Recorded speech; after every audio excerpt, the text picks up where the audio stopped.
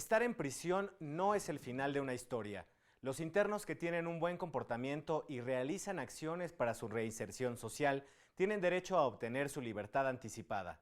Hoy, un defensor público federal nos explicará el fundamento legal para ejercer este derecho. Mi nombre es Emanuel Saldaña, quédese con nosotros. Ya inicia Te Defendemos.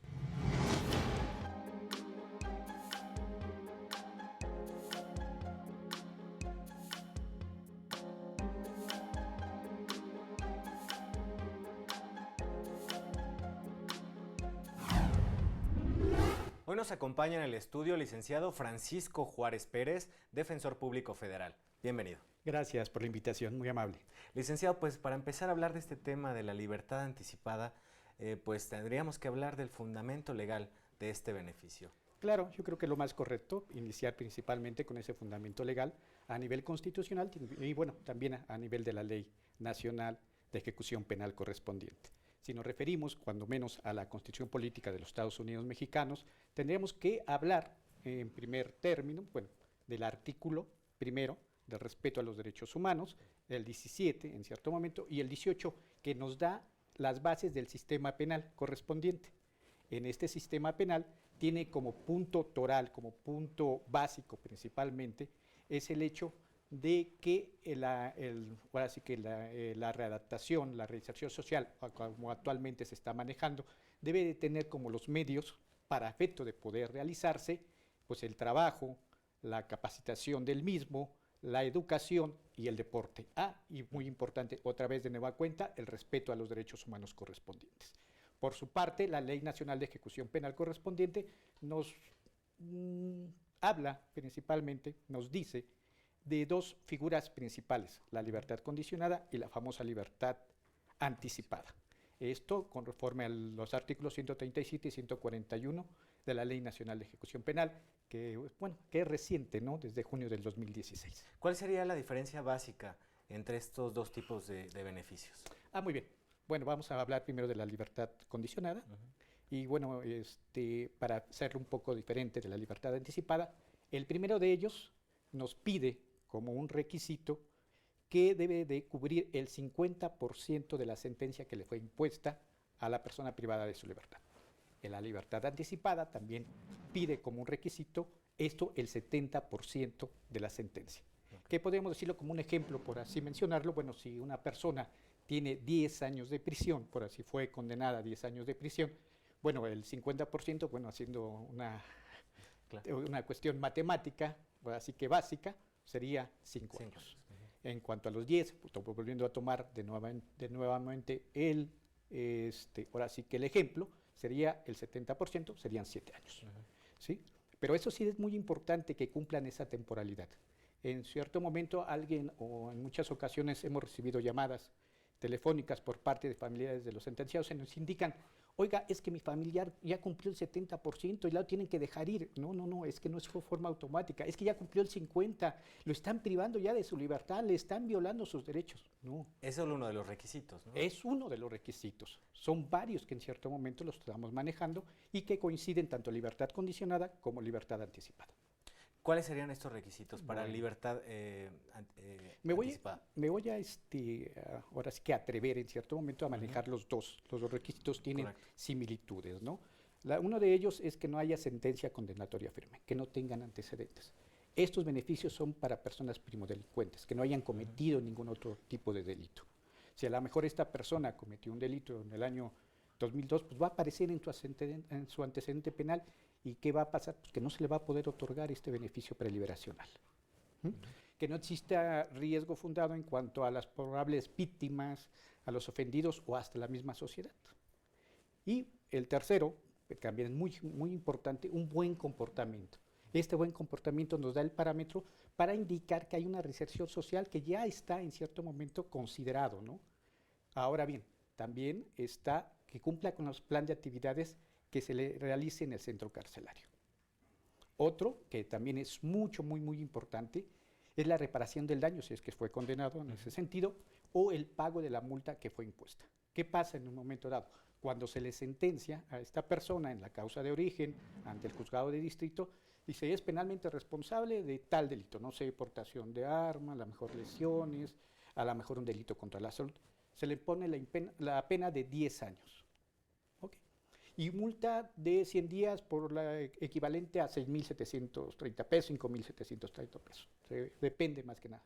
Entonces, esa multa, esa sanción pecuniaria debe ser cubierta. O bien en su caso prescrita o bien sustituida por jornadas de trabajo. Ahora voy, Sí, sí. todavía me faltan como 3 todavía Muy más bien. o menos.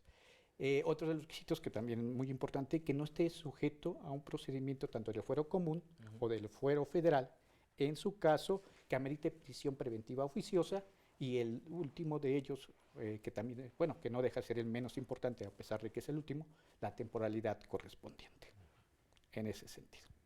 ¿Y quién evalúa, ahorita que nos comenta que es para los primodelincuentes y que cumplan con estos requisitos que acaba de mencionar, pero quién evalúa que En sí todo haya una reinserción social? En todo caso, hay un acta de comité técnico interdisciplinario que se realiza en el centro carcelario correspondiente. En ese sentido, hay unas evaluaciones tanto psicológicas, psiquiátricas, conducta, cuestiones deportivas, recreativas. Ese comité en cierto momento se reúne y hace una evaluación correspondiente de los diferentes rubros. Esa información se la manda al juez de distrito especializado y él toma en cuenta todo ese tipo de datos e información correspondiente. Muy importante también, bueno, los antecedentes penales que en un momento dado también se solicitan. ¿Qué delitos permiten este beneficio? Pues me voy a referir mejor qué delitos no tienen ese beneficio, porque Ajá. bueno, serían ¿Cuál? casi la totalidad, ¿no? Claro. Los que no están permitidos en un momento dado, y así lo establece la ley, es delincuencia organizada. Trata de personas, privación ilegal de la libertad, secuestro. Esos son los 3 rubros, 3 delitos que en cierto momento no permiten en su momento acceder a las libertades, a acceder a ese beneficio preliberacional. Muy bien, pues bueno, es momento de hacer una pausa, licenciado. Al regresar, queremos mostrarle lo que opina la gente acerca de este beneficio preliberacional. Vamos a la pausa, es muy breve, regresamos.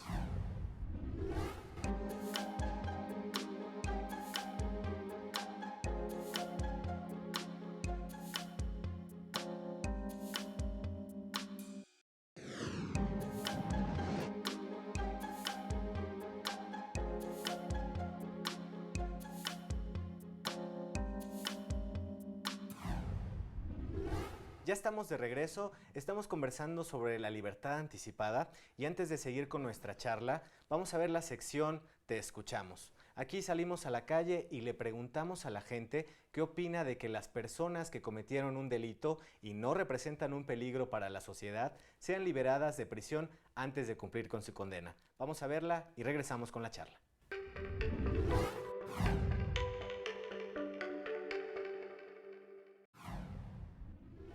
Que no es correcto porque vuelven a delinquir, o sea, les facilitan las cosas y fomentan más el estar delinquiendo.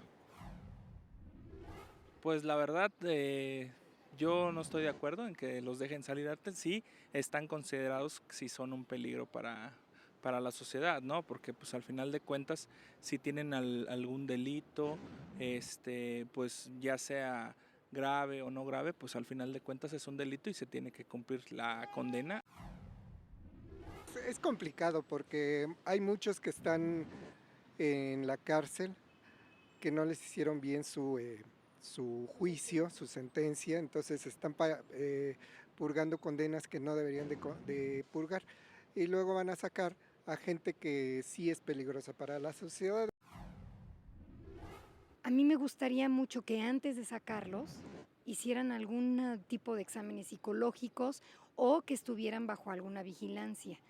Ajá, y si les tienen un seguimiento psicológico, digamos, y no sé, incluso que estuvieran al pendiente de ellos, yo creo que correríamos menos riesgos. Sería justo siempre y cuando el sistema judicial se aplicara correctamente. Pero si no se aplica correctamente, pues realmente no sabemos si es un peligro, si no es un peligro. Yo pienso que si se considera que no hay peligro, sí ya está, porque ahí cuentan comportamientos, el trabajo que él haya desempeñado en ese tiempo que estuvo detenido, pues si ellos consideran que es apto para la sociedad, pues estaría bien, ¿no? Yo creo que dependiendo del delito que hayan cometido, ¿verdad? Si es alguien que asesinó o algún otro tipo de ese tipo más bien, pues no creo que sea justo que se les dé el permiso de salir. Y pues no sé, al igual alguien que roba, pues tal vez, ¿no? Podría ser que se le haya quitado la maña, pero no creo, no se me hace justo que les quiten que les bajen la condena. En cuanto a que si yo considero que es una buena idea o no, pues es muy subjetivo. Cada caso, me imagino que así como se condena, debe ser también para liberarse, debe haber un caso por caso. No se podría generalizar y no podría decirse sí a todos. Pues depende, ¿no? De qué delito haya cometido, ¿no? Y si se puede incorporar a la sociedad, pues yo pienso que sí, ¿no? Porque hay mucha gente que realmente no cometió nada y la tienen en la cárcel, ¿no? Hay muchísima gente que por una insignificancia las tienen presas, ¿no? Yo sí creo que deberían de terminar de cumplir su condena, la verdad. Bueno, es que yo siento que de todas formas, si ya le habían puesto una condena es porque hicieron algo, ¿no? Algo hicieron que no estaba bien. Entonces sí siento que deberían de terminarla porque aunque tengan un buen comportamiento, pues anteriormente no lo tuvieron. Pues ahí estuvo la opinión de la gente. ¿Cuáles son sus impresiones? Pues mira, yo consideraría que principalmente que estas personas merecen una oportunidad, merecen ese beneficio. Es un derecho subjetivo que debe de ser ejercido. Y aparte de eso, en su momento, está establecido en la ley. Entonces, de alguna manera, son los requisitos que marca la ley y por lo tanto se deben de cumplir. Entonces, para eso también se creó el juez de distrito especializado en ejecución de penas correspondientes, quien en su momento verá la duración y modificación de las penas que le fueron impuestas en la causa de origen correspondiente a todas estas personas privadas de su libertad. ¿Qué pasa cuando una persona que está cumpliendo su condena en prisión cumple con todos los requisitos que ya hablábamos en el bloque anterior y se le niega este beneficio? Habría que ver principalmente cuál fue esa cuestión nugatoria en cierto momento. A lo mejor no cumplió con el plan de actividades correspondientes, no tuvo un buen comportamiento, tuvo faltas de disciplina graves que en su momento se podían tener, como por ejemplo tener aparatos de telecomunicación prohibidos, no sé, alguna posesión de objetos punzocortantes, armas, que pongan en peligro el centro carcelario o también a otras personas, posesión de psicotrópicos, estupefacientes o hasta de bebidas alcohólicas en su momento. Esas son faltas de disciplinas graves que también contempla la ley y la cual en su caso podrían negarse el beneficio de la libertad anticipada. Pero en el supuesto, digamos, licenciado, cuando una persona sí cumple con todos los requisitos, tuvo buen comportamiento, cumplió con el plan de actividades, no tiene sentencia condenatoria, es primo delincuente. Y se le niega. No se le puede negar. No, pero si fuera el caso, ¿existiría alguna manera de combatir esta decisión? En todo caso, pues, sería impugnable y bueno, nos iríamos a una apelación para que un tribunal unitario, en su caso superior, analizara esa circunstancia y el motivo por el cual se legó. Pero si cumple con todos los requisitos de pe a pa, creo que no habría manera de que en su momento se podría negar, ¿no? Y bueno, usted está adscrito a un juzgado precisamente especializado en ejecución de penas. Platíquenos un poquito de los retos que enfrentan los defensores públicos en este tipo de juzgado especializado, en lo que tiene que ver con estos beneficios preliberacionales. Pues más que nada, ahorita la cantidad de trabajo que es enorme, ¿no? Yo consideraría la mejor, sin tener estadísticas completas, que serían más de 50,000 asuntos a nivel nacional y sin ser quizás la mejor por cuestiones comerciales, desde Sonora hasta Yucatán, cuando a lo mejor así lo manejaban en aquel entonces, algún centro comercial de sombreros, creo que ese, sombreros Tardán, que es Sonora y Yucatán, y de Veracruz a Oaxaca en su momento, todas las llamadas se concentran en la Ciudad de México. Son 5 juzgados en su momento. Primero, al principio fueron 3, primero, segundo y tercero, luego se crearon posteriormente el cuarto y el quinto. Entonces la cantidad de trabajo es enorme. Recibimos constantemente también llamadas telefónicas de todos los familiares pidiendo cómo se realizó o, en su caso, solicitando que se dé el inicio de algún beneficio que en un momento dado puedan tener, algún familiar, esposo, hermano, tío, no sé. X persona que en un momento se encuentra privada de su libertad. También recibimos constantemente cartas, también de los sentenciados, visitas en forma personal. Hay que acudir también, en su caso, al juzgado, a realizar autos o notificaciones, como nosotros nos denominamos, acerca de cómo va el trámite correspondiente, iniciar solicitudes, en su caso también, de estos inicios de la libertad anticipada, principalmente libertad anticipada, porque la libertad condicionada todavía no entra más que nada completamente en vigor, por cuestiones más que nada de la misma ley que lo establece. En su caso, bueno, desahogo de vistas, ofrecimiento de pruebas, audiencias, las resoluciones, las que son favorables, que si falta, por ejemplo, el pago de la multa, bueno, pues pedirle también a nuestros homólogos en los diferentes juzgados que se realice esa tramitación, ¿no? Aquí también yo lo que veo, los principales retos, es el hecho de la distancia correspondiente. Nosotros estamos concentrados en la Ciudad de México, y en muchas ocasiones ellos se encuentran, pues no sé, en Tijuana, se encuentran en Yucatán, y bueno, pues sí dificulta un poco más que nada la labor y el trabajo correspondiente de cada uno de los defensores públicos que se encuentran adscritos a cada uno de los juzgados. ¿Cómo puede un defensor ayudar a una persona desde la Ciudad de México si se encuentra, por ejemplo, en Tijuana?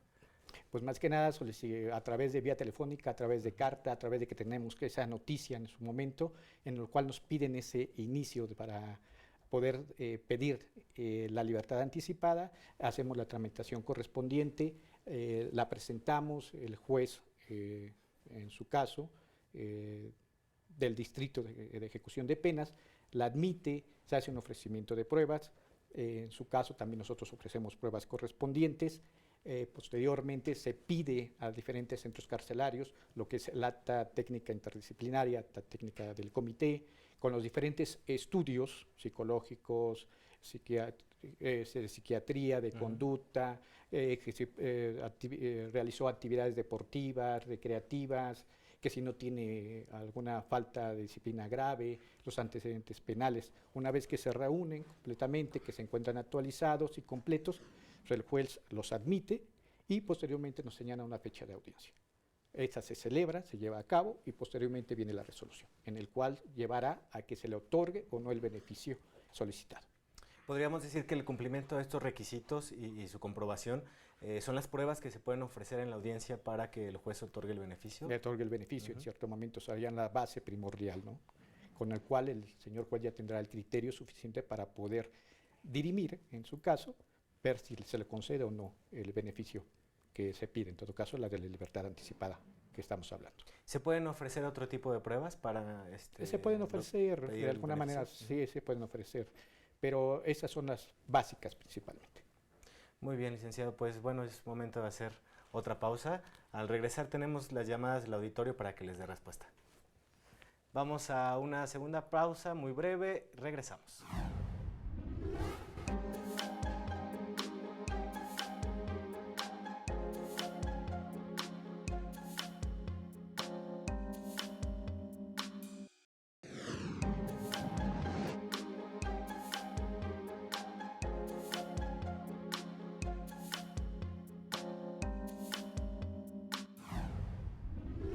Ya estamos de vuelta y ya tenemos algunas llamadas del auditorio en la sección Te Respondemos.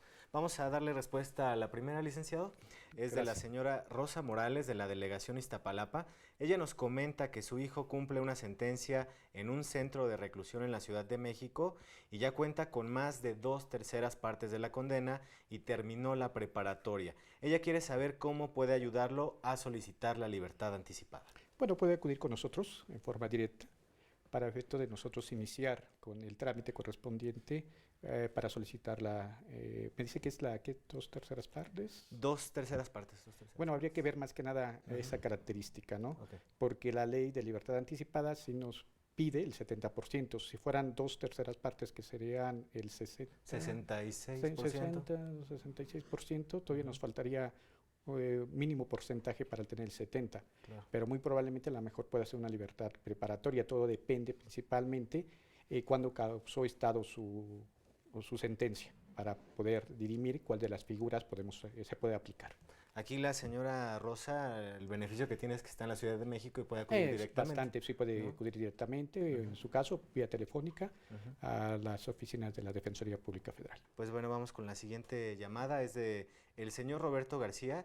Él nos cuestiona, nos dice que su hermano, que se encuentra interno en el Ceferezo de Michoacán, bueno, pregunta si él puede obtener un beneficio ya que cumplió más del 70% de su condena. Así es, eso es el primer requisito. Claro. Bueno, es el último que en cierto momento establece la ley, pero sí debe cumplirse esa temporalidad. Entonces, habría que ver en su momento si cumple con todos los demás y muy probablemente se le pueda otorgar, bueno, el señor juez le podrá otorgar ese beneficio. Claro, aquí ya tiene uno de los más Sí, uno de los principales, ¿no? Sí, la temporalidad correspondiente, porque en muchas ocasiones dicen, no, es que le faltan 15, 30 días, bueno, vamos a ver esa posibilidad, ¿no? Pero si le faltaran, no sé, un porcentaje mayor, pues tendría que cumplirse principalmente con ese requisito indispensable que es la temporalidad. Muy bien.